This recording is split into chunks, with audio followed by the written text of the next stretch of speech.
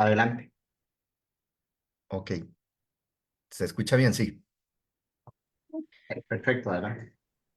Buenos días a todos y a todas. En nombre del Observatorio Temático Interuniversitario de Derechos de Niñez y Adolescencia, el OVINA, les damos una cordial bienvenida a este conversatorio, que será la última actividad que se realice en el año desde la Comisión de Enlace del OVINA. En esta vez la actividad se desarrolla en el contexto del 35 aniversario de la Convención sobre los Derechos del Niño.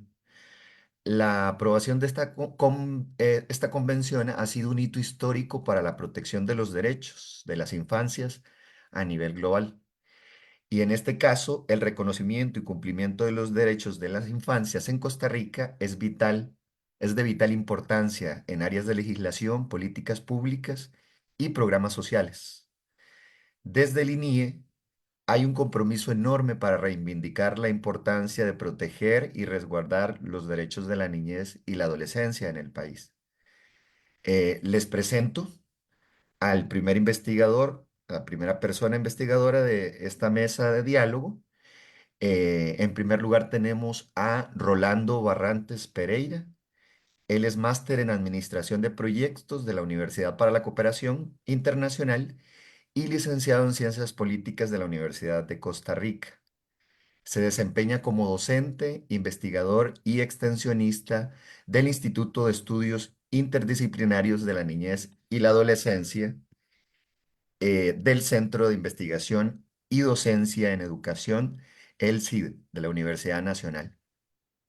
Se enfoca en los ámbitos de análisis y desarrollo de políticas públicas, la promoción de derechos a la participación de personas menores, eh, políticas educativas, democracia y ciudadanía.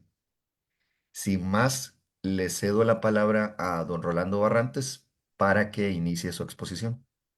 Muchas gracias, Eduardo, y personas que nos acompañan. Un gusto estar por acá para poder compartirles algunos datos muy importantes acerca del tema de niñez y adolescencia. Voy a permitirme compartirles primero una presentación que es básicamente sobre lo que va a versar mi intervención.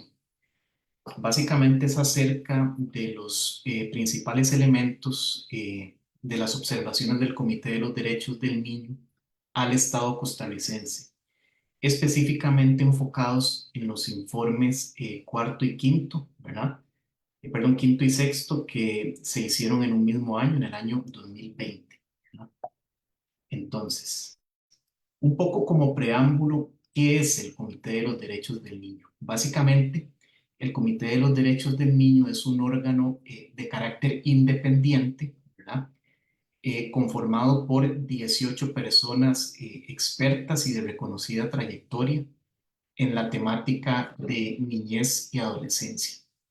¿Cuál es la labor de estas personas? Básicamente, su labor es la de supervisar la aplicación de los contenidos de la Convención sobre los Derechos del Niño, así como sus protocolos facultativos. Hay que recordar que una vez que un país ratifica la convención, ¿verdad?, se compromete especialmente a cumplir con todos los postulados que ahí se encuentran, y este comité, una de sus labores es precisamente darle seguimiento y garantizarse de que efectivamente el Estado parte está cumpliendo con lo que allí se propone. ¿Cuál es el compromiso de los Estados con la garantía de derechos de las personas menores de edad? Una vez que se ratifica la convención, los Estados parte tienen el compromiso ineludible de presentar informes que den fe específicamente del cumplimiento de las medidas que adopten para garantizar los derechos de las personas menores de edad.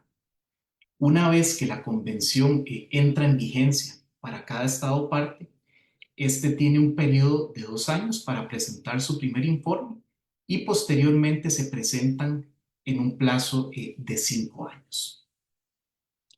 Bien, ahora vamos a entrar específicamente en materia de algunas de los postulados, ¿verdad?, que contienen estas observaciones. Ustedes podrán imaginarse que los contenidos, ¿verdad?, son amplísimos de estas observaciones, y aquí únicamente vamos a tocar algunos temas, digamos, de carácter general, pero que considero que son muy relevantes para el Estado costarricense. El primero de esos temas son los derechos políticos.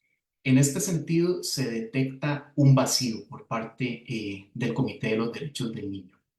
Ese vacío es que se detecta un enfoque paternalista que restringe la expresión de opiniones de las personas menores de edad en ámbitos como la familia y los espacios públicos, restringiendo así su participación en procesos de toma de decisiones.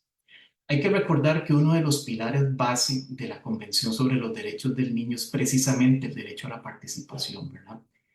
Esto requiere de un cambio no solo legal, sino especialmente cultural, ¿verdad? Yo creo que las culturas en nuestra región históricamente han sido de un carácter muy paternalista, muy vertical, ¿verdad? De imponer elementos a las personas menores de edad. Y realmente la convención trata de alejarse un poco de eso para tomar en consideración a los niños, niñas y adolescentes como parte esencial de nuestra sociedad. En ese sentido, ¿qué recomienda el comité? Precisamente reforzar el derecho de las personas menores de edad a ser escuchadas en todos los ámbitos, asegurar el funcionamiento y la provisión de recursos de organismos que promueven precisamente este tipo de participación y la integración de las personas menores de edad en la esfera de la toma de decisiones, como son los consejos participativos, las juntas de protección de niñez y adolescencia y la Red Nacional para Adolescentes, y también lo que es garantizar la accesibilidad a los derechos políticos de las personas menores de edad con alguna discapacidad. Pasamos seguidamente a lo que es el tema del acceso a la educación. ¿Qué recomienda aquí el comité? Abordar brechas de inscripción escolar de personas menores de edad en zonas rurales, costeras e indígenas, así como personas menores de edad indígenas, migrantes o con alguna discapacidad. Para nadie es un secreto, ¿verdad?, que la provisión de servicios públicos, incluida la educación, en zona rural por diferentes circunstancias es compleja, ¿verdad? Entonces, en este sentido, se recomienda eliminar o por lo menos disminuir un poco lo que es esa brecha de inscripción, combatir también lo que es el abandono escolar. Hay datos muy preocupantes de un crecimiento exponencial del abandono escolar, especialmente entre personas menores de edad entre los 15 y los 17 años, que es un tema que hay que atender de manera inmediata. Desarrollar metodologías de enseñanza que se adapten a las necesidades de las personas estudiantes. Esto un poco también haciendo hincapié en el derecho a la participación, tomar en cuenta sus necesidades, ¿verdad?, sus particularidades, cómo aprenden mejor y tomar en cuenta todo esto para precisamente desarrollar este tipo de metodologías. Contribuir al reintegro de madres embarazadas al sistema educativo. En este sentido, el Ministerio de Educación Pública tiene un protocolo específico para esto, para garantizar la no exclusión del sistema educativo de las madres, de las personas menores de edad en estado de embarazo o que ya sean madres, ¿verdad? Y también lo que es la facilitación de la inscripción de personas menores con discapacidad al sistema educativo. Por supuesto, también algo muy importante en esta oleada de violencia que infortunadamente está viviendo nuestro país, asegurar la convivencia democrática, la tolerancia y el respeto por medio de los planes de estudio. Capacitación a familias, un tema fundamental, ¿verdad? Para nadie es un secreto que pese que ya existe una ley que castiga, valga la redundancia, el castigo físico y el trato humillante, ¿verdad? Infortunadamente en nuestro país este tipo de prácticas persisten, ¿verdad? Hay datos alarmantes de cantidades de denuncias que se reciben por maltratos físicos, psicológicos, etcétera, ¿verdad?, que hacen ver que esto es una problemática que efectivamente no se ha solucionado pese a la existencia de una ley. ¿Qué recomienda el comité en torno a esta problemática? Precisamente la promoción de programas de crianza positiva, enseñarles a las familias cómo crear desde el amor, desde el respeto, la tolerancia y la empatía, por ejemplo. Reforzar la aplicación de la ley número 8654, que es justamente la ley que les comentaba, para garantizar los derechos de niños, niñas y adolescentes a la disciplina sin un castigo físico ni trato humillante.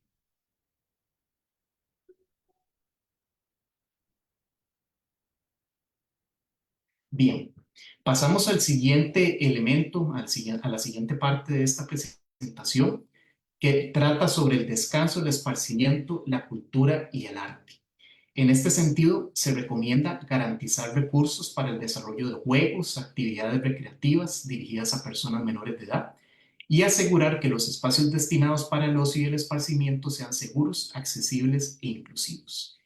En esta línea también es importante destacar que recientemente hubo una reforma constitucional, ¿verdad? Para lo que es la garantía del derecho al esparcimiento, ya que este resguarda una importancia fundamental para el crecimiento integral de las personas menores de edad, para su crecimiento no solo físico, sino también psicológico, cognitivo y para el desarrollo de habilidades sociales con sus pares y con las personas adultas. Pasamos ahora al tema de las minorías. ¿Qué avance puntualizó el comité? Hay una adopción de la Política Integral de Migración 2020-2023. Como ustedes podrán ver por la franja de tiempo de esta política, ya venció. Sin embargo, entiendo que ahora hay una política nueva con un horizonte temporal hasta el 2034, la cual trata de garantizar un poco lo que es la integración a la sociedad costarricense de las personas menores de edad migrantes. En cuanto a las recomendaciones, se propone la agilización de procesos que involucren a personas menores de edad no acompañadas en busca de asilo o refugio, asegurar que centros educativos públicos o privados faciliten el acceso a la educación de personas de edad migrantes o en busca de asilo o refugio, garantizar cobertura de servicios a niños en Gabe Buglé y afrodescendientes, que han sido grupos sociales tal vez históricamente un poco marginados a nivel social en nuestro país, promover el desarrollo de estrategias a nivel municipal para combatir la pobreza en poblaciones indígenas y afrodescendientes. Pasamos ahora a un elemento muy importante, el elemento de la no discriminación. En este sentido, hubo un avance a nivel de legislación muy importante, que fue la reforma constitucional del año 2015, para reconocer al Estado costarricense como una sociedad multiétnica y pluricultural, y en este sentido también como vacíos, ¿verdad? Infortunadamente persisten, ¿verdad? Estereotipos de género que aumentan el riesgo de violencias, explotación sexual y embarazos adolescentes. Bueno, como ustedes podrán saber, en nuestras sociedades aún todavía persiste un tema de discriminación hacia la mujer, hacia las niñas en diversos ámbitos, como por ejemplo el laboral, el político. Si bien es cierto, ya existe una ley también que limita o trata de eliminar la violencia contra las mujeres en el ámbito político, pues indudablemente son esferas en que pueden darse este tipo de discriminaciones. Otro vacío es la discriminación contra personas menores de edad con discapacidad o afrodescendientes, y también algo que la ONU ha venido señalando en un informe específicamente del 2024, los discursos de odio que afectan a personas menores de edad, migrantes, refugiados o en busca de asilo. ¿Qué recomendaciones se ofrecen? Fortalecer el esfuerzo o los esfuerzos por eliminar estereotipos de género y patriarcales, adoptar legislación para abordar toda forma de violencia relacionada con el racismo, la xenofobia y la discriminación, y promover campañas para contrarrestar los discursos de odio. En cuanto a la explotación sexual, el comité puntualiza específicamente dos vacíos: la vulnerabilidad de las personas menores de edad hacia el abuso y la explotación sexual, y por supuesto un significativo número de niños con discapacidad afectados. También existe una prevalencia de la violencia sexual contra adolescentes mujeres por parte de personas adultas. En cuanto a las recomendaciones, se propone la promoción de políticas de prevención y combate de la violencia contra las mujeres y especialmente de la violencia de género en perjuicio de las niñas. También lo que es el aseguramiento de sistemas de reporte, de investigación y enjuiciamiento de abusos sexuales que sean amigables, accesibles y que, por supuesto, enfocándonos en la garantía de derecho, que eviten la revictimización de estas personas. Y como última recomendación, se propone la adopción de medidas para la implementación efectiva de la Ley de Relaciones Impropia. Pasamos al tema de las políticas públicas y los programas sociales. En esta línea se recomiendan tres acciones específicas. La primera acción: destinar recursos humanos, técnicos y financieros para la aplicación sistemática de políticas y programas relacionados con la garantía de derechos. fomentar el seguimiento y la evaluación de políticas, que es algo que tal vez el país no esté tan acostumbrado en términos del ciclo de las políticas públicas, pero que sin duda alguna es un elemento fundamental para tomar acciones correctivas en su implementación. Y garantizar la participación de niñas, niñas y adolescentes en la formulación, aplicación y supervisión de las políticas públicas. Seguidamente pasamos al último tema que quería abordar, pero no menos importante, el tema de la inversión social. Considerando que la norma que requiere la asignación presupuestaria anual de un 7% del impuesto de renta al Patronato Nacional de la Infancia, el comité recomienda lo siguiente: adoptar medidas para salvaguardar transferencias presupuestarias requeridas para la garantía de derechos, aumentar la asignación de recursos a nivel municipal para garantizar los derechos de las personas menores de edad y adoptar un sistema de seguimiento que permita vigilar la distribución de los recursos destinados a niñez y adolescencia.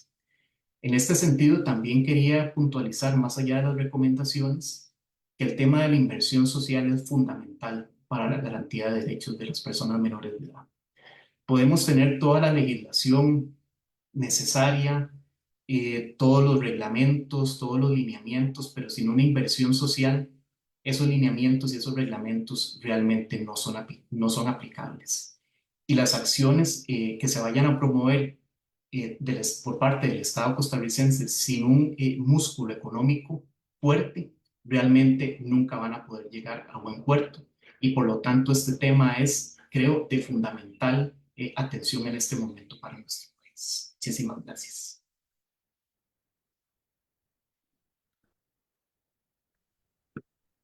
Muchas gracias a el máster Rolando. Em, Gracias por su intervención y todos los datos y recomendaciones que nos presenta con relación a la problemática ligada a la niñez y a la adolescencia en el país. Ahora le toca el turno de participación a la doctora Dina Espinosa. La doctora Dina Espinosa Brilla es doctora en Filosofía y Letras por la Universidad de Alicante. Ay, Es también licenciada en Filología Clásica en la Universidad de Costa Rica y licenciada en Filosofía también por la Universidad de Costa Rica. Fue becaria de la Agencia Española de Cooperación Internacional. Actualmente es catedrática de la Universidad de Costa Rica. Trabaja en docencia, investigación y acción social y coordina el proyecto de Estado de los Derechos de la Niñez y de la Adolescencia. Es investigadora del Observatorio Temático Interuniversitario de Niñez y Adolescencia y también colabora en el Consejo Científico de la revista Estudios de la Universidad de Costa Rica. Le cedo la palabra a la doctora Dina Espinosa. buenos días. Muchas gracias por la oportunidad de acompañarlos. Espero que se me escuche bien o cualquier cosa me avisa. Bueno, vamos a hacer una revisión de algunos cuantos temas del último informe que presentó el proyecto en el que yo laboro, que es Proyecto EGNA de Estado de los Derechos de la Niñez y la Adolescencia en Costa Rica, que ya llega a su 25 aniversario, ¿verdad? De trabajar y buscando, pues, hacer un análisis sobre la situación de la niñez en el país y de la adolescencia. Déjenme ver, ahí pasó, espérense, ahí ya pasó. Tenemos el gusto, ¿verdad?, de estar estrenando un nuevo informe, que es el 10º informe, ¿verdad?, en estos 25 años, en el cual pues nos abocamos a dar un seguimiento a unas pautas que iniciamos con el informe anterior, el noveno EGNA, en el cual optamos por seguir una línea de base construida a partir de indicadores de un estándar internacional que nos permite saber si hemos avanzado o no, ¿verdad?, en la consolidación de derechos de niñez y adolescencia. Sin embargo, bueno, hemos encontrado en este nuevo periodo del 2020 al 2024 algunas carencias significativas en cuanto a la publicación oficial de tales indicadores por parte de las instituciones públicas, y en algunos campos hemos encontrado, digamos, un gran atraso en la actualización de tales indicadores. Bueno, entonces hemos hecho pues el esfuerzo de poder rastrear en la medida de lo posible y ver también pues elementos de tendencias generales en esta situación. Bien, nosotros dividimos el informe en varias partes que tienen que ver con áreas de derecho. Tenemos la de cumplimiento de derechos, los derechos de supervivencia, los derechos de desarrollo, los derechos de protección y los derechos de participación. En esta primera parte hemos encontrado, ¿verdad?, que hay una gran preocupación que se refleja en los proyectos de ley, porque la mayoría tienden a pensar en la protección de la niñez y la adolescencia. Sin embargo, hay áreas de derechos que quedan completamente invisibilizadas, como son los derechos de participación. Y bueno, los de desarrollo pues siempre están ahí un poco presentes. En cuanto a algunos problemas que ya se vienen señalando desde hace mucho, hemos visto que se mantienen o se agudizan, como son la falta de acceso a la calidad de los derechos sin desigualdad y sin inequidad. Y más bien por el contrario, nuestro país abre una brecha bastante grande, ¿verdad? Que está en crecimiento en la inequidad del acceso a los derechos humanos, especialmente de la niñez y la adolescencia. Continúa siendo un problema importante la pobreza y la pobreza extremas. eh, Tenemos que pensar que el desarrollo de un país está ligado al hecho de que la gente tenga oportunidad de salir adelante y de construir nuevos horizontes. Y lamentablemente eso no lo estamos viendo, sino estamos viendo todo lo contrario, con grandes recortes, ¿verdad? Al sector social a las instituciones que se abocan a apoyar todo este desarrollo, especialmente la niñez y la adolescencia. Si nosotros le cortamos las alas a más o menos casi el 40% de los niños y jóvenes que tenemos en este momento, entonces, ¿qué se puede esperar? A esto debemos aunar el hecho de que si bien hay menos personas, ¿verdad?, naciendo en el país, también estas personas que están naciendo son personas que tienen menores oportunidades de desarrollar su situación de vida y aportar al país, integrar el desarrollo social y toda la estructura, pues que tanto nos ha costado construir décadas atrás de un Estado de Derecho. Bien, y en cuanto a los aspectos del gasto público, esto es un dato muy importante que hace el PAN y desde hace un tiempo para acá, vamos a encontrar que la mayor parte se va en los derechos de desarrollo, concretamente en educación, una educación que pues ya tocaremos algunos problemas, ¿verdad? Eh, que sigue presentando esta situación de falta de calidad en la mayoría de los casos e incluso de acceso o permanencia. Y luego de ahí, pues vemos que hay una gran diferencia con lo que se invierte en el resto de derechos asociados. Bien, vamos a ver si tengo que hacerle aquí y aquí. Ok, muy bien. Insisto en esta preocupación por la situación, ¿verdad?, estructural de la desigualdad en el país, porque nos está ocasionando esta falta de equidad, eh, una situación de pobreza que se polariza cada vez más, que implica un rezago y que implica exclusión. Y entonces, bueno, hay que pensar seriamente cuál es el país que queremos. Pero esta verdad, pequeña gráfica, cuadrito que tenemos aquí de la encuesta de INEC sobre hogares del 2022 al 2023 viene marcando estas tendencias que ya estábamos mencionando. Bien, sobre la política nacional, ¿verdad? Del 2024-2023 de niñez y adolescencia, hemos hecho una reflexión fundamentalmente ateniéndonos a los criterios que debería pues de sustentar cómo son la eficacia. En ese sentido, pues su labor es orientar acciones estratégicas y en efecto pues hay una propuesta que la cual pues se incluyó a muchas personas. Ese es un proceso largo y minucioso. Sin embargo, pues pierde eficacia porque explicita cómo, no dice cómo medirá, ¿verdad? Con indicadores que no sean solamente cuantitativos, sino también cualitativos, ¿verdad? Los alcances y los resultados o el impacto que va a llegar a tener. Esto se ha tratado de ir solventando con el plan de acción, con algunas estrategias que se han ido tomando después. Luego, en cuanto a la equidad, pues también tenemos problemas porque no todas las poblaciones fueron de igual manera consultadas.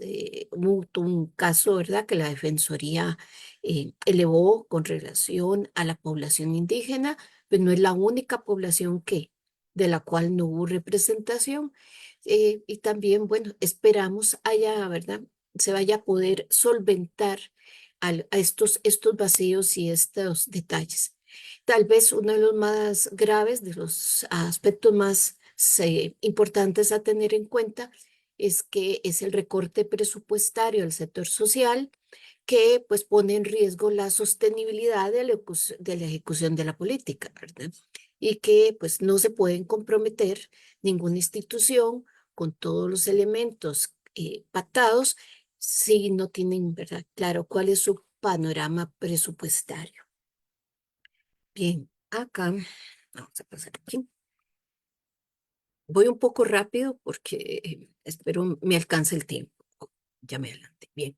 En el área de salud, ¿verdad? Que es lo que es, bueno, los derechos de supervivencia tienen que ver con dos aspectos muy importantes. La salud, por supuesto, ¿verdad? La natalidad, la mortalidad, la morbilidad, el acceso a la salud, ¿verdad? Y a las condiciones de salud, pero también a las condiciones del ambiente que rodea a las personas. Entonces, también incluye aquí la sostenibilidad ambiental. Bien, en cuanto a los nacimientos y todo esto ya sabemos, ¿verdad? Que tenemos una situación sostenida que no ha variado mucho en los últimos años, que tiende a reducir un poco los nacimientos. Sin embargo, no es lo único asociado a esto como lo más preocupante, ¿verdad? No es el relevo generacional solo desde una perspectiva cuantitativa, sino desde una perspectiva cualitativa, que estas personas van a tener menor acceso a la calidad de su enseñanza, a sus oportunidades laborales y por consiguiente, por encontrarse en una sociedad mucho más dispara y con falta de equidad, que no brinde todo el apoyo a la niñez y a la adolescencia como debiera ser. Entonces, no solo estamos hablando de un problema que tiene que ver con número de nacimientos, sino un problema que tiene que ver con el desarrollo de estas personas, su calidad de vida, su acceso a la salud. Para nada es un secreto, ¿verdad? Que necesitamos actualizar y ya lo han dicho los colegas de nutrición, eh, con cierta preocupación todo lo que se refiere a las estadísticas de obesidad, talla, ¿verdad? Y otros más porque los pronósticos en el país es que no se está haciendo lo suficiente o lo que se ha venido haciendo no ha dado los resultados requeridos. También tenemos, bueno, otras preocupaciones asociadas a la enfermedad mental, por decirlo así, y también pues, a condiciones particulares de que sufre nuestra niñez y adolescencia. Y es bastante preocupante ver cómo se ha incrementado el nivel de suicidios. Aquí tenemos un par de datos, de verdad, desde los 10 años. Vemos que los suicidios, el 2023 y el 2024, siguen un repunte importante y por supuesto los de 15 a 19 años, ¿verdad? Luego, precisamente toda, por decirlo así, la esperanza para nuestra sociedad a corto plazo está sufriendo afecciones de carácter de salud mental que no se están atendiendo adecuadamente y que urge precisamente poner un alto a esto antes de que sea tarde. Antes nos extrañaba un poco las tasas de suicidios en un grupo de población un poco mayor, que iban como entre, ¿verdad? Más entre los 20 y 24, pero ahora están siendo superadas por las condiciones de niños y adolescentes a muy temprana edad. Entonces, esto es una llamada de atención en ese sentido. Bien, en cuanto al ambiente, si bien pues hay toda una gama de problemas, ¿verdad? Pero de lo que más nos preocupa es todo lo vinculado al agua. Eh, ya no habíamos tenido en nuestro país tal vez por muchísimo tiempo, tal vez si acaso en los setentas, manifestaciones por la falta de agua y agua que no tiene, no reúne las condiciones de potabilidad adecuada, expuesta a contaminación, una infraestructura que no es tal vez la más eficiente y sobre todo que genera la vulnerabilidad de esa contaminación, pero también un problema que ya lo vivimos con el racionamiento de todos los días que tenemos en nuestro país en diferentes regiones del agua y también de la energía. Y este problema, bueno, ahora tenemos agua en demasía que no podemos aprovechar, pero luego vamos a ver cómo nos toca el siguiente año y los que vienen. En cuanto a no podemos en nuestras condiciones de país, el agua y la energía son un componente prioritario y bueno, si ya hemos tenido toda esta, digámoslo así, catástrofe por contaminación de agua en muchas comunidades, comunidades cerrando calles porque no tienen acceso al agua, ahora imagínense, sumémosle a esto también la falta de energía.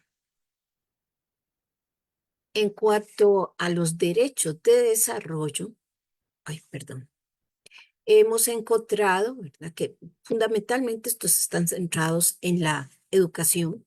Hemos encontrado algunos datos y otros no. Datos oficiales ha costado mucho.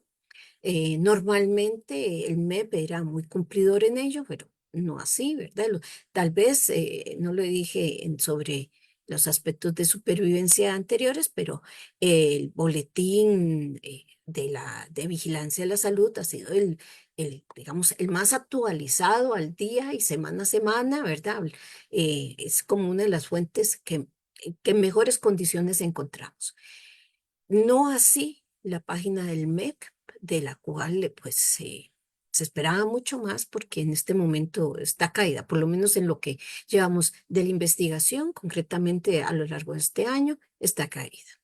Entonces, hemos recurrido a otras fuentes y en estas fuentes nos hemos encontrado que el impulso que se dio a los niños de 3 a 5 años para que pudieran tener acceso a un mejor desarrollo mediante la educación, hasta cierto punto, digámoslo así, formal, no se está dando. Llegamos a un estancamiento severo. Se alcanzó el 62% por ahí del 2015 y ya, digamos, el 2017, y más bien descendió levemente. Y esto no se ha superado.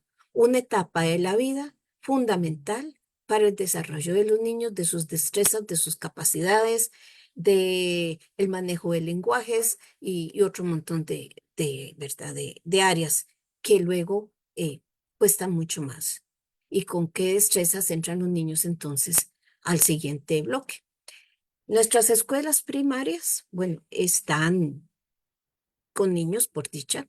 Sin embargo, la disparidad del acceso a la educación por zonas es muy notoria. Entonces, bueno, ¿qué vamos a hacer para solucionar este viejo problema? Porque no parece mejorar y luego con las condiciones de acceso que tienen muchos niños, esto está todavía, ¿verdad?, de cara a obstáculos muy grandes. Aquí tenemos, por ejemplo, esta población de 5 a 12 y vemos cómo las diferentes zonas, pues hay una marcadísima diferencia, no solo entre lo rural y urbano, sino que encima crece cuando lo vemos por estas zonas y vemos cómo solo el área central, ¿verdad?, tiene mejores condiciones. Luego tenemos acá también, déjeme ver si ya me brinqué algo. Sí, entre 15 y 17 años, lo mismo. Tenemos pues unas diferencias importantes, ¿verdad? Y tal vez lo de las cosas detectadas más serias es el abandono, la falta de interés y motivación que presentan los jóvenes de 15 a 17 años y que ahí pues habría que hacer una revisión de qué es lo que sucede en este caso, por qué estos jóvenes, que es un momento importante para ellos generar un proyecto de vida y tener pues una ilusión para ver qué van a hacer, ¿verdad? Todo lo contrario, no creen el sistema educativo y no creen que la vía educativa sea la que les brinde una mejor situación. Esto pues es bastante preocupante porque ¿qué van a hacer estos jóvenes, verdad? ¿Qué van a estar haciendo? También vamos a encontrar pues manejo, digámoslo así, mejor de la condición de los embarazos en niñas y adolescentes. Sin embargo, sigue siendo escandaloso de que haya niñas menores de 15 años embarazadas y que ya sobre los 17 tienen hasta más de un niño. Y esto sigue siendo escandaloso porque a pesar de que existe la ley de relaciones impropias y que hay leyes que hacen, ¿verdad?, claramente un llamado a que todas estas condiciones son delito, sin embargo, sigue siendo un delito no denunciado y habiendo aceptación social de estas condiciones, que es lo que más preocupa porque si la estructura cultural no cambia, pues nada hacemos con la estructura legal. Bien, luego tenemos otros elementos que señalar aquí en cuanto a la educación. Las jóvenes que se educan logran llegar a niveles mayores de educación, no así los jóvenes.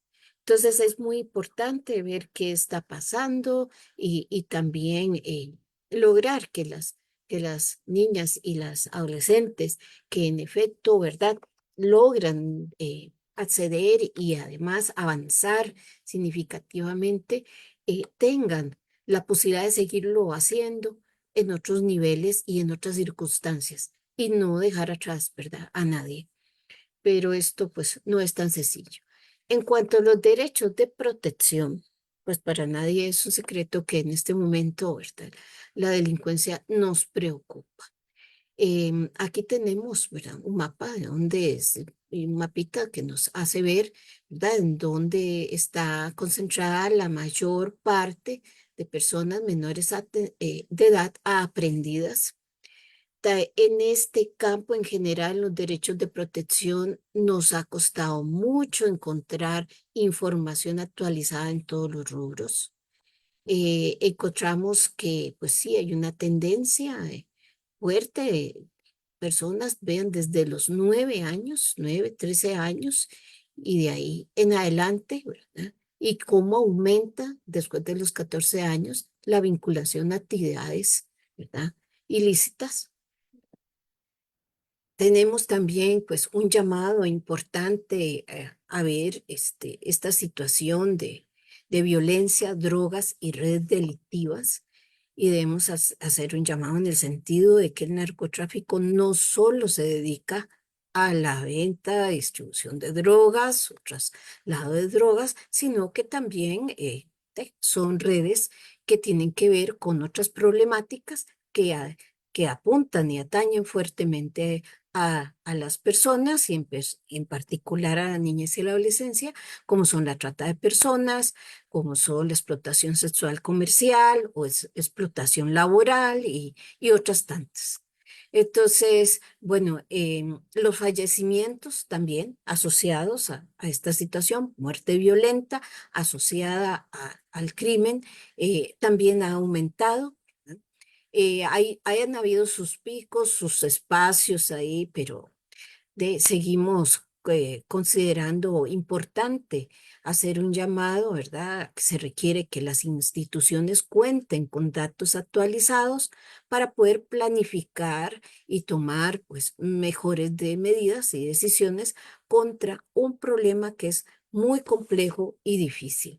Aquí también tenemos el número de personas pues atendidas, ¿verdad? Para la rehabilitación sobre el problema de las drogas. Tenemos que recordar que las drogas están asociadas a la violencia, no únicamente por las redes que actúan, ¿verdad?, en su comercio, sino también por el hecho de los consumidores. Y que si entre más pronto una persona inicia con algunas drogas, ¿verdad? No, algunas muy fuertes como ¿verdad? Que pueden encontrarse ya en nuestro país, tenemos pues personas que luego va a ser muy difícil recuperar y que van pues, a meterse en problemas, ¿verdad? Mucho mayores y a generar problemas mucho mayores.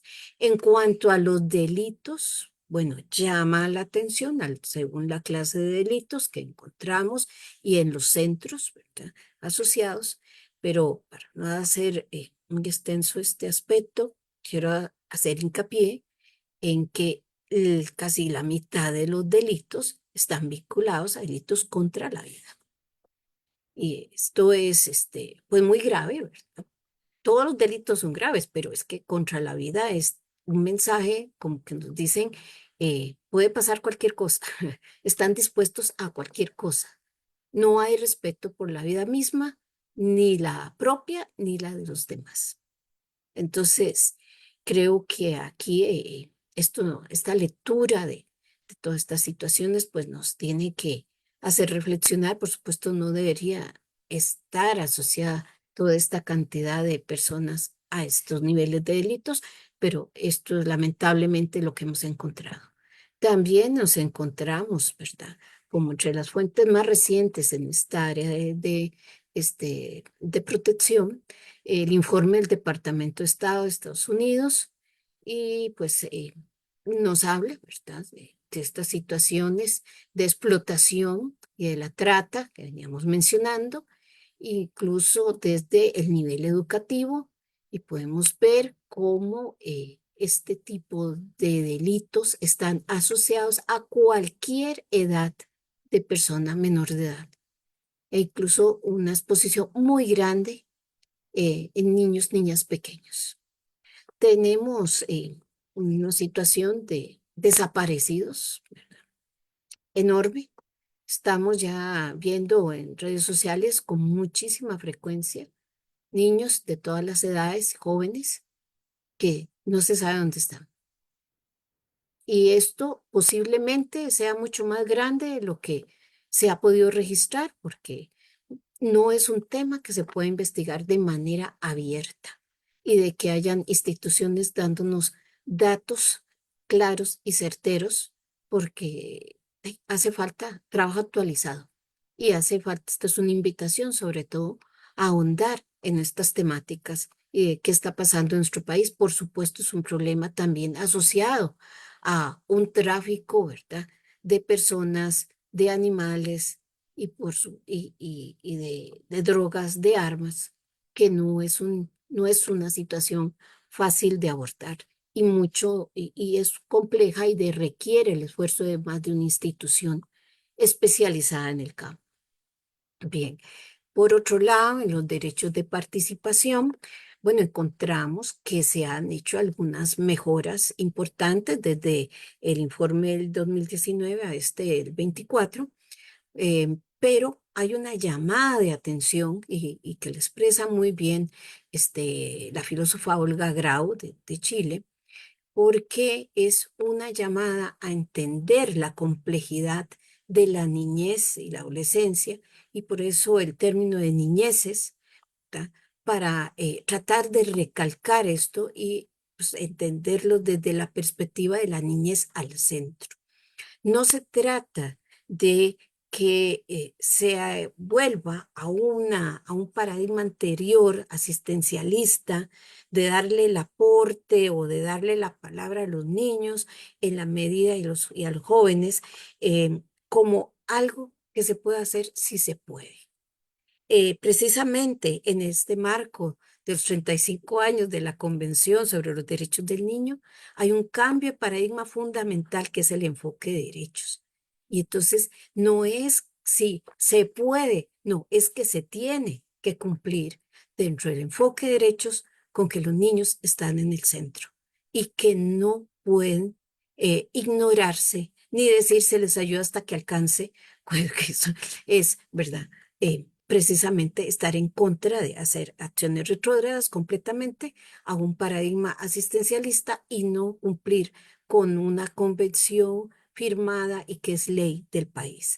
Bien, también encontramos, bueno, que en esta situación ya habían algunas llamadas de, como señalaba don Rolando, unas llamadas de atención que el Comité del Niño ya había venido señalando y bueno, dichosamente se han hecho esfuerzos importantes, ¿verdad? Se mantienen las elecciones estudiantiles, hay una red nacional de adolescentes, hay una asamblea nacional de la red consultiva de la persona joven, juntas de protección y comités tutelares donde participan personas menores de edad, asociaciones de desarrollo integral, representación de personas menores de edad en el Consejo Nacional de Niñez y Adolescencia y en sus comisiones. Sin embargo, eh, hay población excluida y esa población queda siempre fuera porque también está fuera del sistema educativo. Y esto es una llamada de atención importante porque no debería haber ningún niño, niña ni joven fuera del sistema educativo. Todos deberían tener acceso al sistema educativo. No es si los papás quieren enviarlo, si los tutores pueden, si le queda cómodo, si el niño tiene interés. No, es que todos deben estar en el sistema educativo. Porque es precisamente a través de este sistema que se les da muchísimos refuerzos en todas las otras áreas de protección, de desarrollo, de salud, a los que pueden tener acceso a nuestros niños y jóvenes. Y esto, al dejar los niños afuera, entonces, pues su participación, su posibilidad de crecimiento se ve truncada. Creo que hay que hacer una revisión profunda de las prácticas. Y otra cosa que es muy importante, cuando hablamos de derechos siempre hablamos de deberes. Y precisamente es un deber de la población menores de edad cumplir con todo lo que deben hacer. Parte de ello, por supuesto, es la educación, el cuidarse, tener una perspectiva de aporte a la sociedad, pero ellos lo van a ir aprendiendo de manera progresiva. Nosotros como adultos debemos estar respaldando todo esto. Bueno, entre unas cuantas conclusiones generales, algunas ya las hemos señalado, otras pues las queremos recapitular. Urge construir esperanza para todos los niños, niñas y adolescentes. Urge brindarles un mundo que no tenga tanta violencia, que no se sientan tan expuestos, que tengan seguridad, y esa seguridad empieza desde sus propios hogares, así como sus entornos, ¿verdad? Recreativos y educativos. También es muy importante que los sistemas de salud, educación, sean fortalecidos y no desfinanciados como estamos percibiendo últimamente. Otra cosa pues, que no podemos, ¿verdad? Dejar de insistir es en la violencia asociada a la condición de pobreza, porque precisamente es donde ahí hay una mayor captación de la niñez y la adolescencia por estas redes delictivas que van generando cadenas interminables de problemas, de víctimas, de explotación y muchas veces las propias familias están vinculadas a toda esta explotación. Y aquí pues hay posiblemente muchos problemas que visibilizar. Hay muchas cosas que tal vez no las conocemos en su detalle y por consiguiente no podemos actuar frente a ellas de una manera más oportuna. Y sigue haciendo falta, por supuesto, una cultura de derechos humanos fuerte para nuestro modelo país, que precisamente últimamente se conversa mucho, ¿verdad? Sobre si nuestro pacto social está amenazado o qué clase de eh, país queremos para los años próximos o futuros. Bien, luego acá tenemos, bueno, agradecimiento.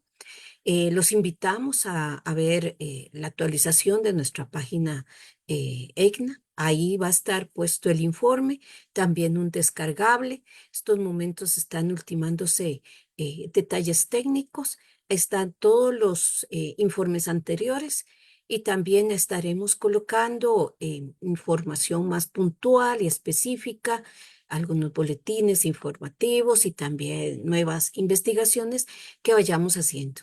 Entonces, pues nada más agradecerles y cualquier cosa, con mucho gusto, estamos a la orden. Vamos a dejar de compartir aquí. Agradecemos a Bien. la doctora Dina Espinosa por su intervención y la presentación en exclusiva del último informe del Estado de Derechos de Niñez y Adolescencia del 2024. Em, por último, y no menos importante, también tenemos a la doctora Ana Teresa León Sáenz.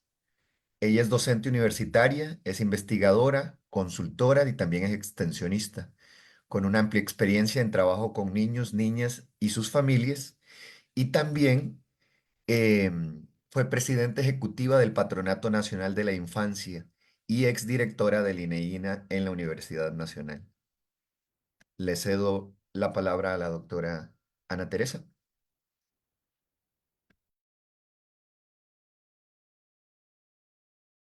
Muy buenos días, muchas gracias a todos ustedes. Saludos a Rolando, a Dina, a Edward. Y un gusto estar aquí y a las personas que hoy nos acompañan en esta actividad. Em, yo lo que voy a presentarles ahorita lo titulé La deuda de Costa Rica con sus niños, niñas y adolescentes, porque yo creo que a la sociedad costarricense hay que hacerle patente y evidente que la deuda que tenemos en este país ahorita no es necesariamente con el Fondo Monetario Internacional, es una deuda con la población y hay varios grupos de población con quienes la deuda es más grave, por decirlo así. Y, y bueno, con los niños y las niñas y las personas adolescentes es donde la deuda va a tener más impacto y va a afectar más sus vidas, no solamente ahorita en el presente, sino también a futuro. Entonces, la idea es presentarles un poquito, vamos a ver si puedo abrir esto. Grande. Lo pueden ver en grande, ¿verdad? Sí. Ujú. Em, ¿Por qué argumento esto y qué es lo que yo propongo? La presentación tiene 5 partes, una breve introducción, algo sobre las lecciones de la historia, o sea, qué ha pasado para atrás, em, cómo se ve la situación en este momento con algunos ejemplos. Mucha de la información que han mencionado los dos compañeros, tanto Dina como Rolando, también forman parte de esto de alguna manera porque no hay tiempo para presentar todos los datos. Yo escogí algunos, de hecho algunos del EDNA también, pero creo que es todo ese conjunto de información que estamos presentando configura una imagen muy preocupante de la situación de la niñez. Luego algunas alternativas a futuro y que está en juego y he introducido un tema adicional que creo que es muy importante, que es cuál podría ser el rol de las universidades ante la situación que estamos viviendo. Bueno, entonces con respecto a este tema de la deuda, eh, yo creo que, bueno, los que peinamos muchas canas, que tenemos muchos años de estar en esto, décadas ya, nunca creo que hemos visto, nunca en los últimos 40 y tantos años, una situación más difícil que la que está viviendo la niñez y la adolescencia. Es una situación de indefensión porque como las consignas existentes no permiten las solicitudes de recursos, por ejemplo, simplemente es como una inercia lo que está pasando y no hay cambios, no hay programas nuevos, no hay metas nuevas, se repiten las mismas metas para todos los años de este cuatrienio de gobierno. Em, no hay una esperanza, digamos, de que se abran programas o proyectos nuevos, ¿verdad? Y yo creo que eso establece una situación de verdadera indefensión. Además, cada día hay menos personas menores de edad, ¿verdad?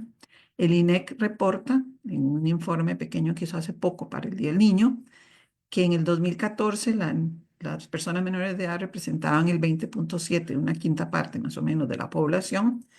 Al 2034 van a ser solamente el 11.6. Y eso significa, como lo decía el coordinador del informe del Estado de la Nación hace unos días, que vamos a tener una generación de menos personas menores de edad que han sido afectadas con más condiciones de vulnerabilidad. Y eso significa que la estructura de la sociedad costarricense a futuro va a enfrentar retos sumamente complejos, ¿verdad?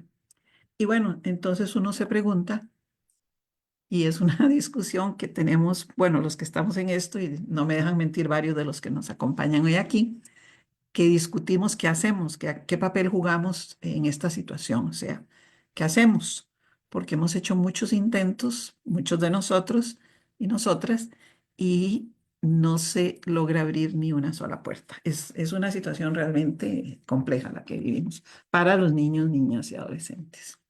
Bueno, aquí hay un recorrido histórico que no voy a entrar en muchos detalles, pero que me parece que Costa Rica inició en la década de los 30 con un empuje enorme en favor de la niñez y la adolescencia, fenómeno que estaba pasando en varios países, a razón de una serie de congresos que se organizaron y movimientos en Europa y en Estados Unidos y en otros lugares. Pero Costa Rica empezó muy bien. Eh, Luego empezó a entrar en una inercia que se fue como hasta de los 40 a los 75, no pasó mayor cosa. Luego entra la ley de asignaciones familiares, que por cierto, la ley de asignaciones familiares era dedicada a los niños, todos esos recursos, y esos recursos están completamente desviados a otros asuntos. No, que no necesariamente uno podría decir que no benefician a los niños porque, por ejemplo, vivienda beneficia en alguna medida, pero los recursos se dispersaron en una cantidad enorme de destinos que no son los que originalmente tuvo esa ley.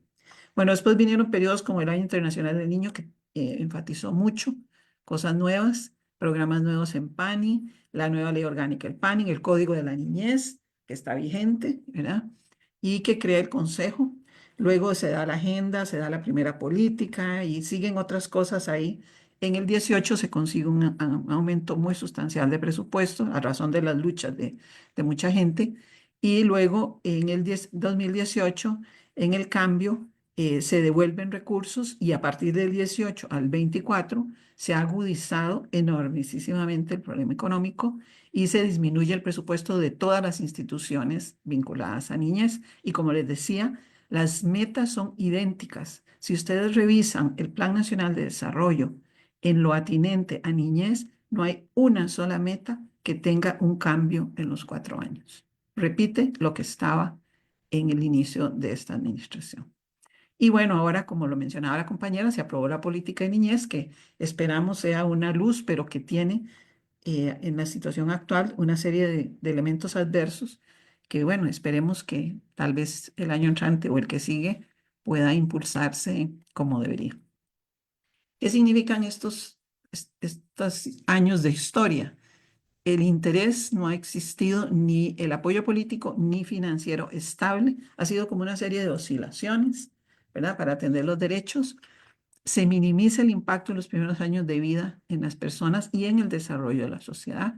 La evidencia muchos de ustedes la conocen, la evidencia neurocientífica en este momento y de las neurociencias eh, clarifica y subraya que hay una serie de actitudes, de conductas, de aprendizajes, de procesos cerebrales que se dan en los primeros años de vida y que después es difícil repararlos. Mucha legislación internacional y nacional sin asignación de recursos, altibajos en la dirección de la entidad rectora y del CNNA también, del Consejo de Niñas y Adolescencia. Hay muchos cambios de personas, muchas, eh, digamos, sustituciones constantes. Es difícil mantener la estabilidad del Consejo. Y otra cosa que subrayaba la compañera Dina, que es gravísimo ahorita, es la falta de información y datos. No se encuentran los datos simplemente, o sea, no hay. Uno abre las páginas que son obligaciones por ley porque es información pública, ¿eh? Entonces, yo creo que hay condiciones que realmente están afectando a las personas menores de edad y que no estamos logrando em, enfrentar de una manera positiva.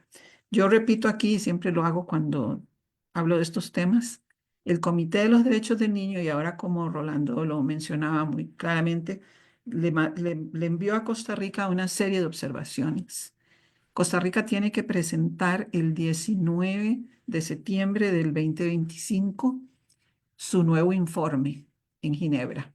Yo no sé qué se va a ir a contestar, honestamente, porque vean todo lo que Rolando subrayó ahora, qué se va a ir a decir allá.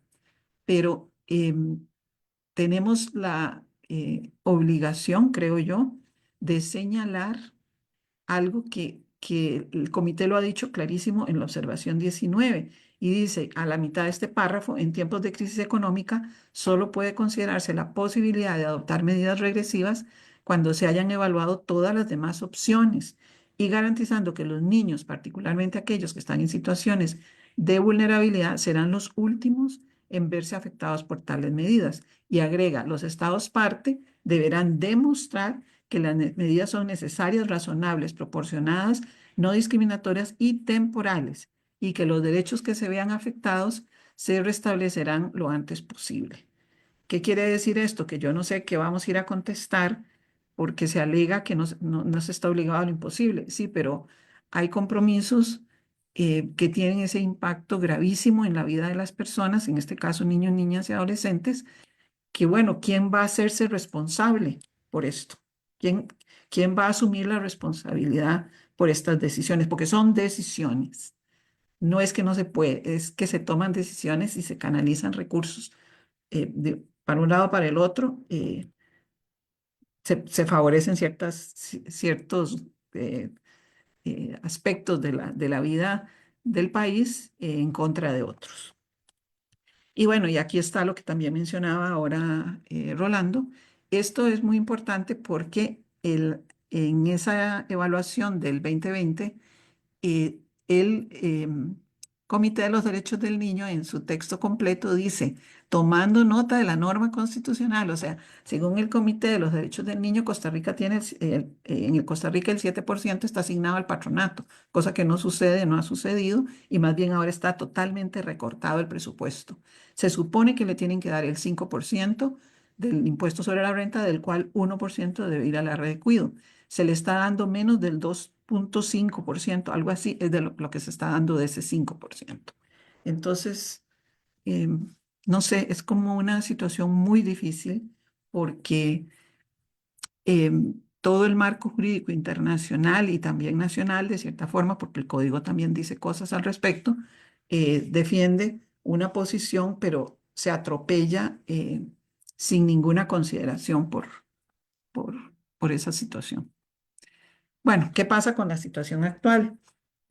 Eh, ¿qué necesitamos, digamos, por lo menos de un punto de vista general, para brindar una atención y protección integral? Y aquí subrayo que de esta lista que está aquí, los primeros 4 puntos tienen que ver con protección integral. El último tiene que ver con protección especial. Y yo argumento que en este momento los recursos están yendo, es cierto que a salud y educación en buena medida, pero lo que estamos haciendo en realidad es protección especial en niñez, porque salud tiene sus tareas y educación tiene sus tareas, que obviamente tienen que ver con personas menores de edad, pero sus presupuestos no son todos dedicados a personas menores de edad. Entonces, la preocupación es porque, tal y como lo decían las personas que hablaron anteriormente, se necesitan esos servicios de salud universales, gratuitos, oportunos y respetuosos de los derechos de las personas menores de edad, incluyendo su derecho a la participación, igual en la educación, ¿verdad? ¿Dónde están los intereses, las capacidades, las potencialidades de los niños? Y eso es lo que dice niñas y adolescentes. Eso es lo que dice la Ley Fundamental de Educación, la política centrada en la persona. Entonces, en Costa Rica aprobamos las cosas y las adoptamos, eh, pero a la hora de que hay que implementarlas, nos quedamos como a medio camino. Y eso no es justo con los niños, niñas y adolescentes. La recreación, me alegro de escuchar lo que acaba de decir ahora Rolando sobre el cambio en la Constitución, pero imagínense que para un trabajo que acabo de terminar con unas colegas, intentamos identificar cuáles son los lugares para la recreación sana en el país, provincia por provincia. No hay manera de obtener esa información porque no está en ninguna parte, y menos cosas relacionadas con arte y otros eh, digamos, derechos que los niños tienen. No son cosas superfluas, son derechos.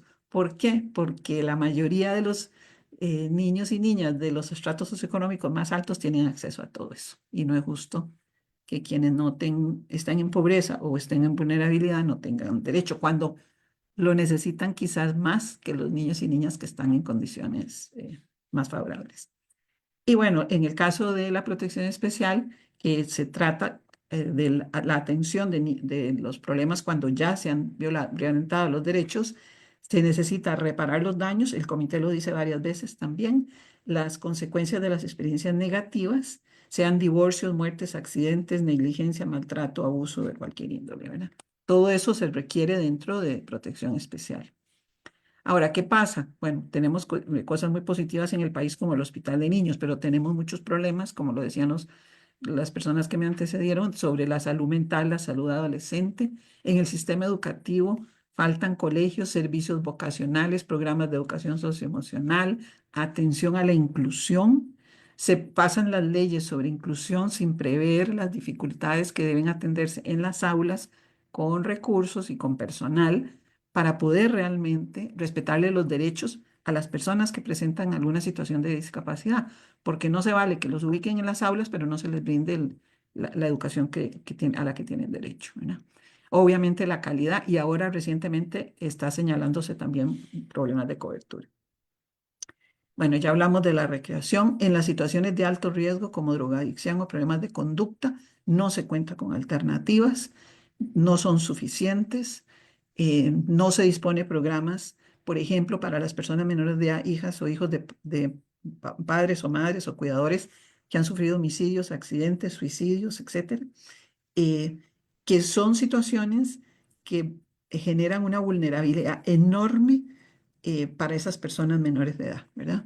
En el PANI no hay recursos para tratamiento, reparación y seguimiento. Se pide que se denuncie, pero los recursos para hacer estos procesos que requieren, especialmente las situaciones más complejas, no están. Y finalmente el patronato y el consejo no tienen los recursos para liderar un sistema nacional de protección. Por eso es que la duda y la inquietud sobre qué va a pasar con la política es muy válida, ¿verdad? Bueno, otros datos, condición de madre en el nacimiento, en los últimos datos del INEC. Este es otro elemento y no es para sancionar al que una mamá tenga hijos por su propia cuenta, pero en este momento el 44% del año pasado, los 44% de los nacimientos fue a madre soltera, 26 a casadas, 2,4 a divorciadas y 27,4 en unión libre. Pero aparte de eso, llama poderosamente la atención y pueden revisarlo. Más del 40% de los padres no registra edad. O sea, no, yo no sé cómo se está eh, analizando la situación de relaciones impropias si los datos no aparecen. Y en los casos que no son tantos, ¿verdad? De personas, de embarazos de menores de 15 años, el 96% no aparece la edad del padre. Entonces, uno dice, ¿qué es esto? O sea, ¿por qué se están registrando estos datos y nadie les pone atención ¿verdad? Entonces son cosas como muy preocupantes. Como lo señaló Rolando, no hay programas de educación a la familia prácticamente. Están las academias de crianza y una que otra iniciativa por ahí, pero no hay mayor apoyo. Tampoco hay apoyo a los matrimonios, a las situaciones de divorcio, apoyo a los niños, niñas y adolescentes en procesos de divorcio si no pueden pagar privado, ¿verdad? Y como lo decía la compañera, la pobreza afecta al 38% de las personas menores de edad. Y la educación, bueno, no creo que no tenemos que hablar de eso, todos sabemos que realmente no asume los retos que tiene. Unos ejemplos aquí, em, Limón, el índice de desarrollo infantil del último informe eh, de Limón, perdón, del UNICEF. Aquí se señala, por ejemplo, que en 5 de los 6 cantones de Limón, el desarrollo general, ya englobando 0,6, 7,12, 13, 17, es menor. Cuando uno se pregunta qué pasa en Limón y por qué la violencia está en Limón en esos niveles, pues aquí hay algunas explicaciones. Y obviamente, no sé, vemos los datos, pero Limón sigue en la misma situación fundamentalmente. Caso de Punta Arenas, parecido. En este trabajo que he estado haciendo sobre las provincias, tenemos los perfiles de cada provincia y hay provincias, obviamente hay desigualdades terribles de una provincia a la otra, de un cantón al otro, pero en general hay provincias donde los riesgos son muchísimo más altos y frecuentes que en otras, ¿verdad? Y obviamente la GAM, la Gran Área Metropolitana, es la que presenta los mejores niveles de vida, ¿verdad? Con el agravante de que en el caso de los cantones, eh, no sé si ustedes se han dado cuenta, pero UNICEF ha hecho 4 índices de desarrollo infantil a lo largo de la historia y desde el primero que se hizo, fundamentalmente los cantones, los 10 cantones en peores condiciones solamente cambian de lugar. A veces se suben un poquito, pero la mayor parte de los 10 cantones que hace no sé cuántos años que se hizo el primer índice estaban como los comillas peores, siguen siendo más o menos los mismos. Tal vez suben a 15, pero no suben más para allá. Y bueno, y la violencia, que como se citaba también ahorita, la estamos viviendo ahora como país. Ahora somos un país en el que los mensajes circulan por todas partes en un grado de violencia espantoso, en las diferentes regiones, ni qué decirlo, en las comunidades, los centros educativos y las familias. Y urge atención en todos los espacios, iniciando con la familia, por ser la familia la fuente principal de seguridad de las personas. Ahí se construye la estructura principal. Y aquí yo tengo una hipótesis que tiene que ver con este asunto de por qué en estos barrios de mayor problemática, no todo el mundo se involucra con el sicariato y no todo el mundo, ¿por qué? Porque hay familias que funcionan y esas familias, a pesar de tener tantísimas adversidades alrededor, logran sacar adelante a sus hijos. Pero aquellas familias donde la estructura es muy débil y hay muchos problemas, etcétera, etcétera, mucha violencia, obviamente esas familias sí continúan con esos círculos intergeneracionales, etcétera, que afectan tanto a los niños, niñas y adolescentes. Por tanto, se requiere, a mi juicio, una educación para la paz en cada ámbito, prevención y manejo de las emociones, la educación socioemocional, la construcción de comunidades sanas, espacios de recreación y apoyo para las familias. Y la represión, porque la tendencia, véanlo como lo vemos ahorita, la represión sería cuando todo esto falla y tratar de lograr que se comprenda que si educamos y prevenimos, vamos a tener muchísimo menos problemas, ¿verdad? ¿Qué está en juego?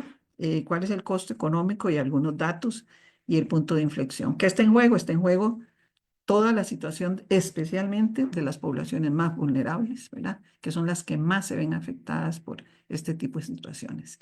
Y a estas no se está respetando ni siquiera sus derechos mínimos.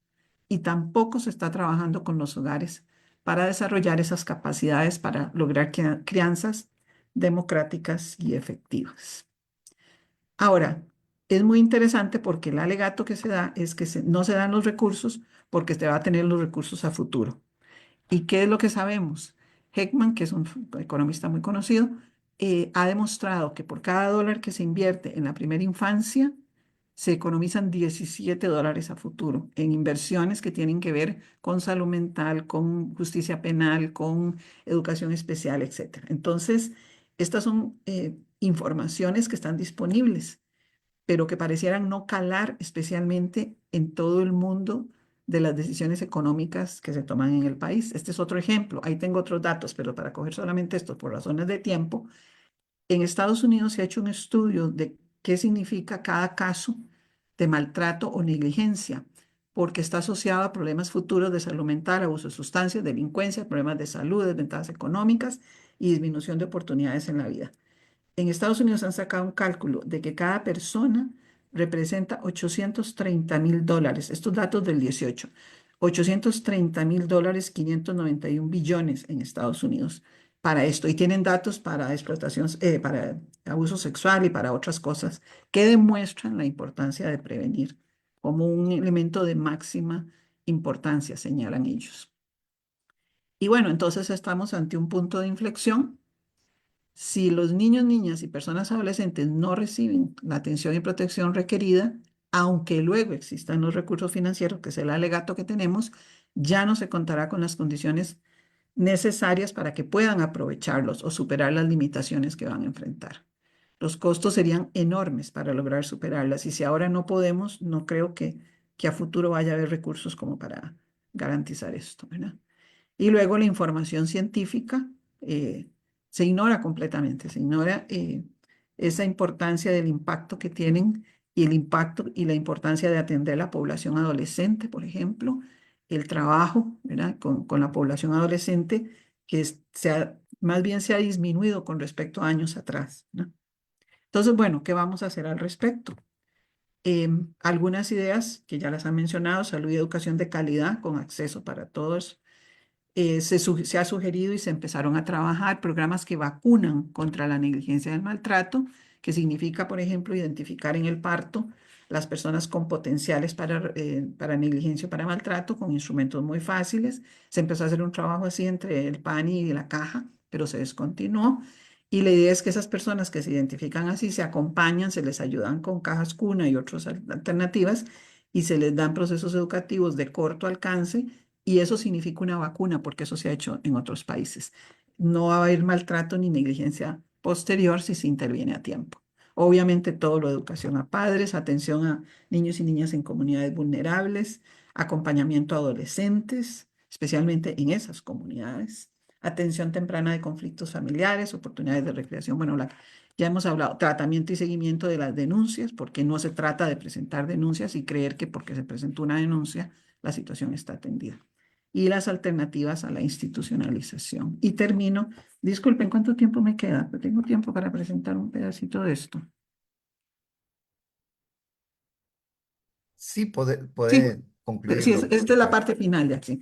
Bueno, yo Perfecto. pensando en qué rol podemos tener nosotros, porque como se plantea anteriormente, ¿qué hacemos nosotros si no actuamos? O sea, si no podemos incidir sobre lo macro, yo sí creo que podemos incidir sobre los espacios en los que estamos. Entonces, plantear aquí, dejar planteado qué posibilidades habría de la participación de las universidades para apoyar los derechos de las personas menores de edad. Primero, me parece a mí que el tema de los derechos debe estar en todos los currículos de las carreras que corresponden y de los cursos. Yo me pregunto, por ejemplo, casi todos los días, si las carreras de economía le enseñan algo a las personas sobre derechos, cuando escucho algunas opiniones respecto al tema de la parte social.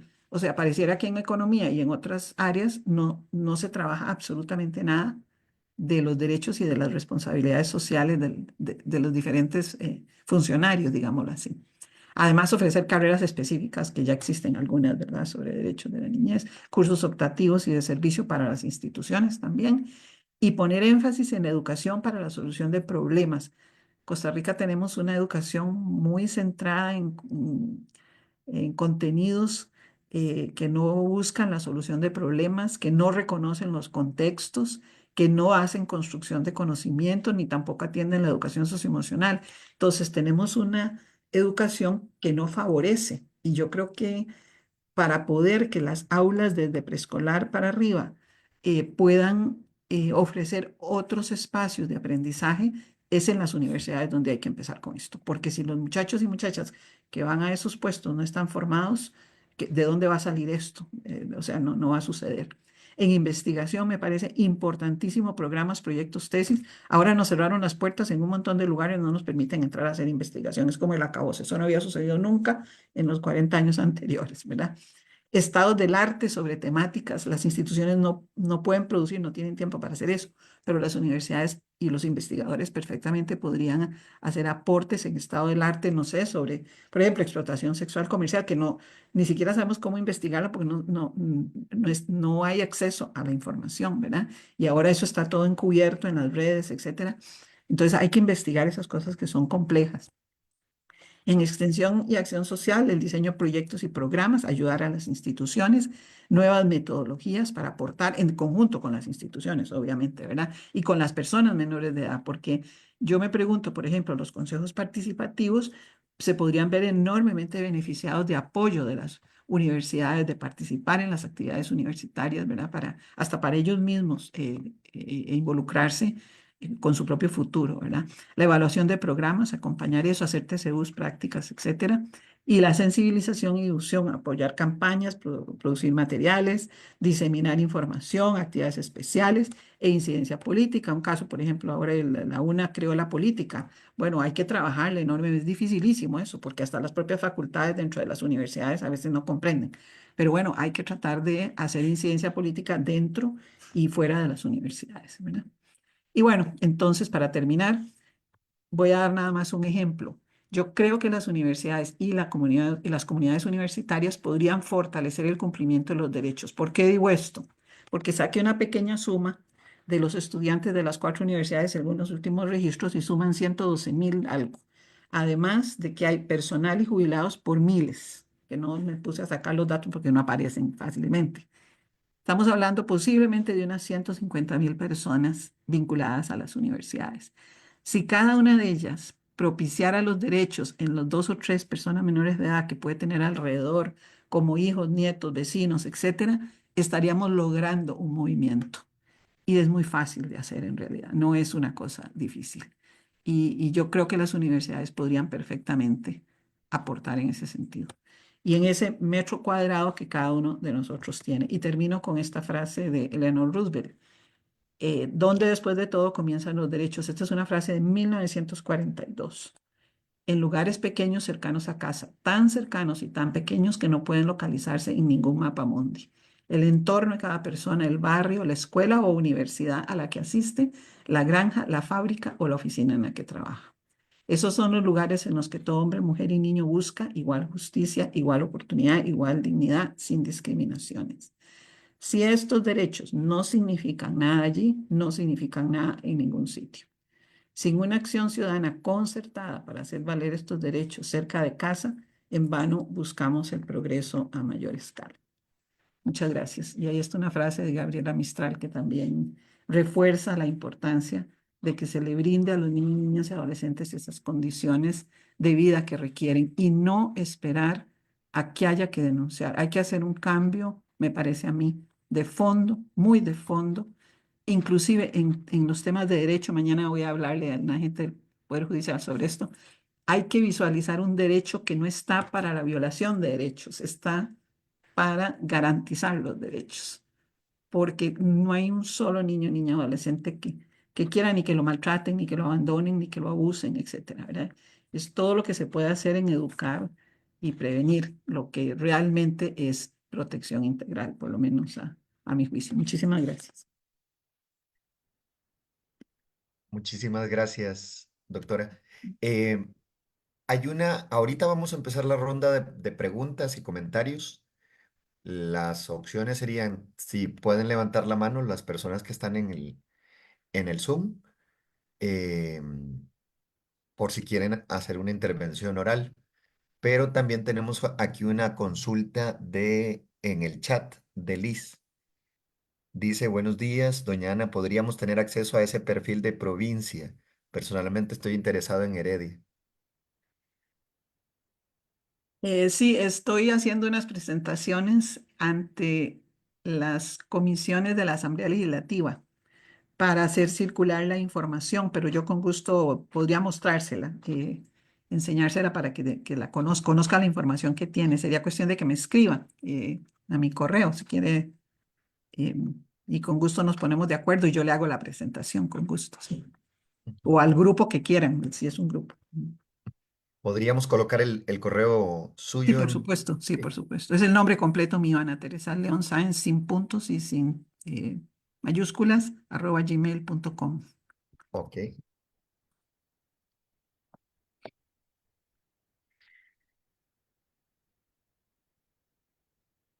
¿Habrá algún comentario que quieran hacer? ¿Alguna de las personas participantes en Zoom?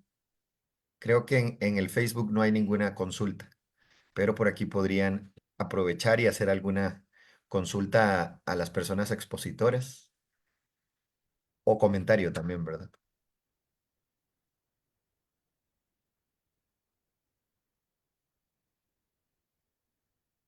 Em, Sí, en caso de no haber consultas, también podríamos dar unos minutos como para que cada uno de los tres, tanto la doctora Dina como el máster Rolando y la doctora Ana Teresa, puedan hacer algún comentario conclusivo de la actividad, aunque creo que por ahí ya Jaira, Sí, eh, gracias. Es que nunca sí, encontré la manita, entonces, ahí perdón el atrevimiento. adelante, Em, Jaira. bueno, yo quisiera agradecer mucho de verdad este espacio a los expositores. Creo que cada vez que los escucho, ¿verdad? De que uno lee, digamos, sobre estos temas, uno no solamente se preocupa, sino también que tiene que ocuparse cada vez más, ¿verdad? En la atención de los distintos factores de riesgo que afectan a nuestra niñez. Para mí los datos que han presentado son datos realmente que lo ponen a uno en perspectiva, ¿verdad? Yo soy politóloga y laboro en el Viceministerio de Paz, ¿verdad? Entonces desde acá se desarrollan diferentes programas orientados a la prevención de la violencia, ¿verdad? Hace unos días estaba viendo algunos datos y en la encuesta nacional de hogares, en la ENAO, se dice que la pobreza pues afecta al 38,66% de los niños que están entre los 0 y los 4 años, el 39,94% a los niños que están entre los 5 y los 9 años y al 37,77% de los niños que están entre los niños y adolescentes que están entre los 10 y los 14 años. Estamos hablando de una cantidad, un porcentaje importante de niños, niñas y adolescentes que en este momento ya de por sí tienen una serie de privaciones, ¿verdad? Y cuando uno empieza a analizar hacia el futuro es eh, qué, en qué condiciones van ellos a poder salir adelante, ¿verdad? Todo el tema, digamos, de desarrollo humano. Me preocupa muchísimo ahora cuando doña Ana León pues levantaba la voz y decía, hemos tocado puertas, hemos insistido en la necesidad em, de que se haga una mejor inversión en nuestra niñez y nuestra adolescencia y las puertas están cerradas, ¿verdad? Yo me pregunto, digamos, en este contexto, dónde, a quién, cómo se hace, ¿verdad? Para que realmente estos datos puedan llevarse a la práctica, porque quienes estamos metidos en estos temas, ¿verdad? Tratamos de alzar la voz y algunas veces sentimos como que esa voz no tiene eco, ¿verdad? No sé si me escucho como un poco frustrada en este momento, pero es que a veces uno quiere hacer cosas, ¿verdad? Pero efectivamente hay una serie de limitaciones que sobre todo en los últimos años y las percibimos con mucha mayor fuerza, ¿verdad? Yo quisiera pues, no sé si hacer como plantear esto como una reflexión y quisiera también escucharles a ustedes, ¿verdad? ¿Cuál puede ser esa perspectiva hacia el futuro, ¿verdad? Frente a una situación como la que estamos en este momento enfrentando las diferentes instituciones para poder abordar de manera efectiva y eficiente a nuestra niñez. Muchas gracias de verdad por el espacio. Sí, tal vez, y gracias por el comentario, muy, muy valioso. Efectivamente, hay como una sensación y por eso yo enfatizo al final el metro cuadrado que podemos hacer cada quien en su metro cuadrado, qué podemos hacer las universidades, porque creo que todo eso que se plantea ahí es posible en las universidades y sería un enorme apoyo para ir garantizando esos derechos. Ahora, espacios, por ejemplo, como la Asamblea Legislativa siguen estando abiertos. Esos son espacios que sí están abiertos, pero una vez que se pasa de ahí, al alegarse que no hay recursos económicos, prácticamente se cierran todas las posibilidades, porque en este momento la mayor parte de las instituciones, y me imagino que el caso del Ministerio de Justicia también, están como al límite de sus presupuestos, ¿verdad? No hay posibilidades de hacer algo más en este momento. O sea, es muy interesante. Por ejemplo, se sale a decir que no hay superávits. ¿Cómo va a haber superávits si les han venido recortando, ¿verdad? Entonces, no sé los compañeros, sí, sí, pero sí es una situación preocupante y difícil. Sí, doña Ana, nada más también aquí, ahorita que la escucho y ya con esto ya cierro del todo mi participación, pero por ejemplo, acá más del 99% del presupuesto se va para la atención, digamos, de las personas privadas de libertad. Nosotros, digamos, desde la parte preventiva no alcanzamos ni siquiera el 1% del presupuesto. Entonces, cuando uno ve esos datos en crudo, ¿verdad? Cuando uno dice, nosotros quisiéramos hacer más en comunidades, más con las poblaciones que están en este momento más vulnerables, ¿verdad?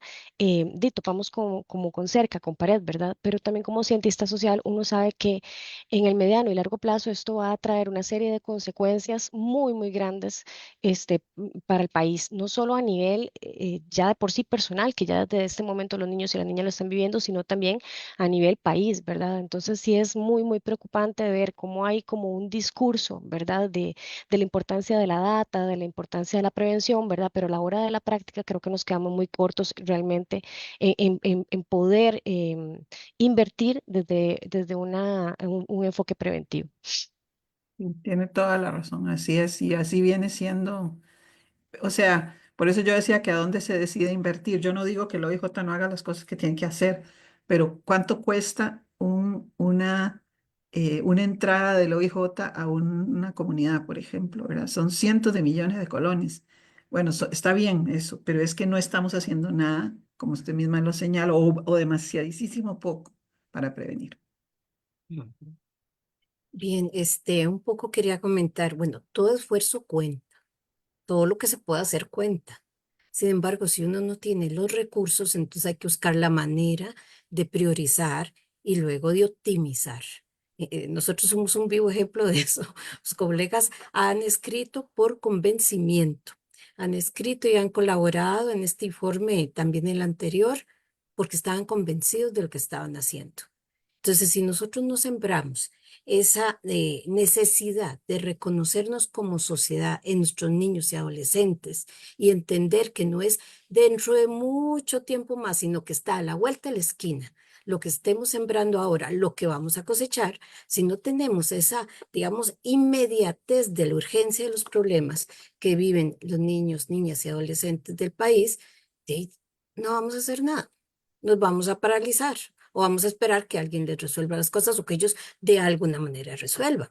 Hace 20 años, esto lo decía a inicio de este año, hablábamos de los ninis y decíamos, ay, ni estudian ni trabajan y el término hasta se tomaba como una especie de asunto gracioso. ¿Dónde están?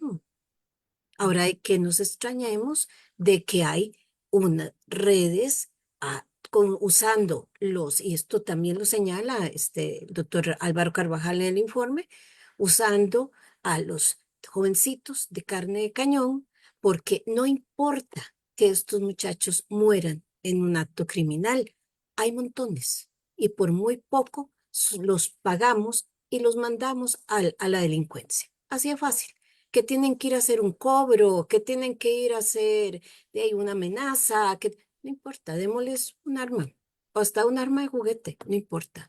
Es muy fácil empoderarnos porque no tienen nada.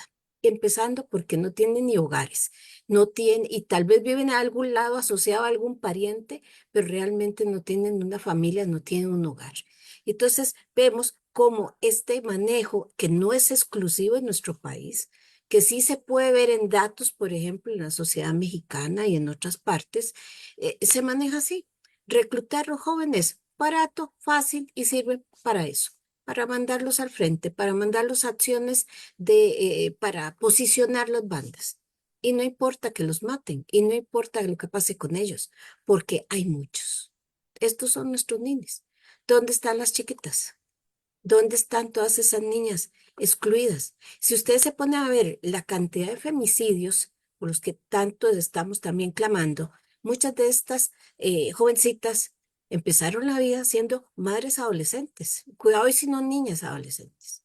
¿Y dónde están ahora? Entonces, el problema es como que hablarlo, decirlo no es suficiente. Lamentablemente, la gente está como saturada y no quiere ver ni quiere aceptar que en su inmediatez hay mucho que hacer y que tienen una responsabilidad de hacerlo. Pero ni siquiera se quiere denunciar los negocios, que un niño de 10 años no va a la escuela porque la madre lo tiene para vender droga. Bueno, ¿a dónde hemos llegado? Hay psiquiatras que ya lo están señalando. Hay un psiquiatra español cuyo nombre no me puedo acordar que dice, estamos ante los peores padres de familia de la historia. ¿Verdad? ¿Y quién los va a meter en cinturas? Este es el legado de generaciones que no han tenido una atención adecuada. Entonces, sí, hay mucho trabajo y por algún lado, pues habrá que empezar.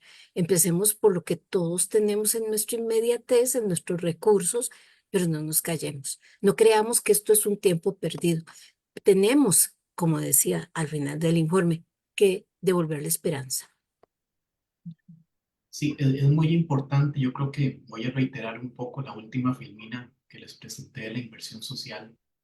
Sin duda alguna, esto es una responsabilidad país, ¿verdad? Esto no es un tema optativo, ni si quiero o no, es un tema constitucional, ¿verdad?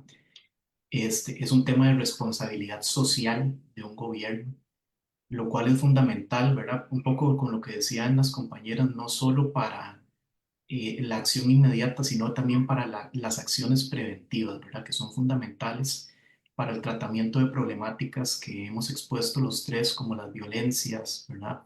Los maltratos, la negligencia, el castigo físico, que infortunadamente pues sigue siendo un flagelo que está bastante posicionado en nuestra sociedad, pese, reitero, como lo dije en la presentación, a la existencia de una ley de ya pues larga data, 2008, no es algo tan reciente tampoco.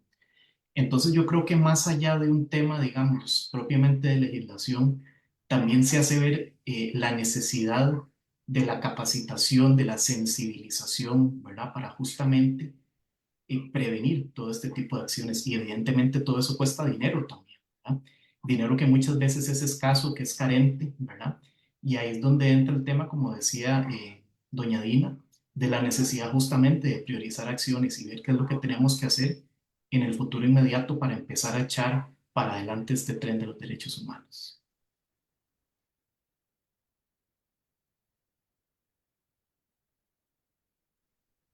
No sé si hay alguna intervención más de parte de la audiencia.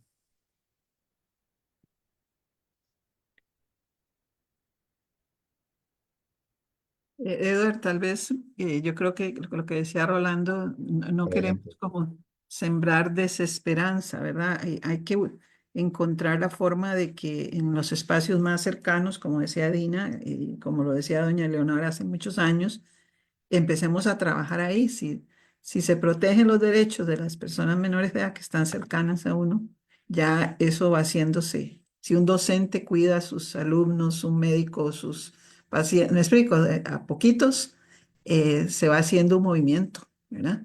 Que obviamente debería tener un respaldo de las autoridades superiores y de los mandos del país, pero bueno, mientras por lo menos pasamos esta tormenta que tenemos ahorita, ver cómo podemos, ahí hay esperanza, ahí yo sí creo que hay esperanza, sí, por lo menos por el momento.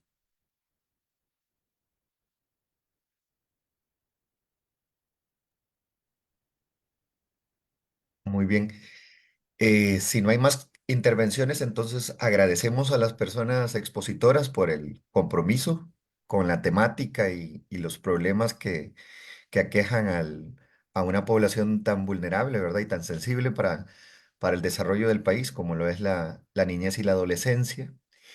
Y Con esta actividad conmemoramos el 35 aniversario de la Convención de Derechos de Niñas y Niños y también cerramos un año más de actividades académicas desde Lovina, que como todos ustedes saben, es un observatorio que acoge a las 5 universidades públicas del país a propósito de la última parte de la intervención que hizo la doctora Ana León.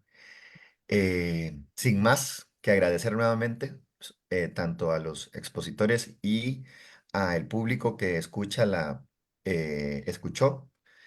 actividad, damos por cerrado eh, este conversatorio. Muchísimas gracias nuevamente.